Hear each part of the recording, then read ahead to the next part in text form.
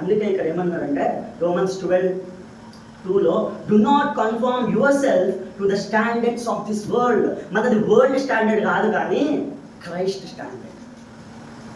లోకంలో పాపం ఎంతనన్నా ఉంది, విస్తారంగా ఉంది లోకంలో పాపం.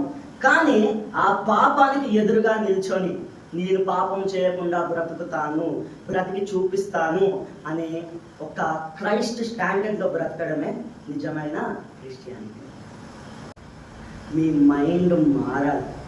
ఎప్పుడు మీ మైండ్ ట్రాన్స్ఫార్మ్ అవుతుంది అంటే మీరు ఎప్పుడైతే బైబిల్ చదివి ప్రార్థన చేసి రోజు వర్షిప్ చేసి దీన్ని ఏమంటారంటే దేవుడితో సహవాసము, దేవుడితో మాట్లాడడము, దేవుడితో ఫ్రెండ్షిప్ చేయడము, దేవుడి గురించి లోతుగా తెలుసుకోవడము, దేవుడి గురించి ఎవరు చెప్పలేనటువంటి మర్మాలంగా దేవుడు మీకు చెప్తాడు. అది ఎప్పుడు చెప్తాడు? గాలికి తిరిగితే చెప్పడు, సినిమాలు చూస్తే చెప్పడు, ఎట్లా పడితే అట్లా తిరిగితే చెప్పడు. కానీ ఎప్పుడైతే దేవుడితో ఈ బైబిల్ని పట్టుకొని నువ్వు కూర్చొని చదువుతావో అప్పుడు ఎవ్వరికి చెప్పనటువంటి సీక్రెట్స్ నీకు చెప్తాడు. ఎవ్వరికి చూపియని కొన్ని విజన్స్ నీకు చూపిస్తాడు. ఎవ్వరికి చూపియని డ్రీమ్స్ నీకు కళలో వస్తాయి. కాబట్టి do not confirm to this world standard.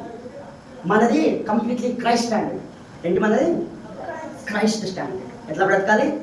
Christ standard. Christ standard అంటే ఆటోమేటిక్గా క్రైస్ట్ లాగా బ్రతకాలి.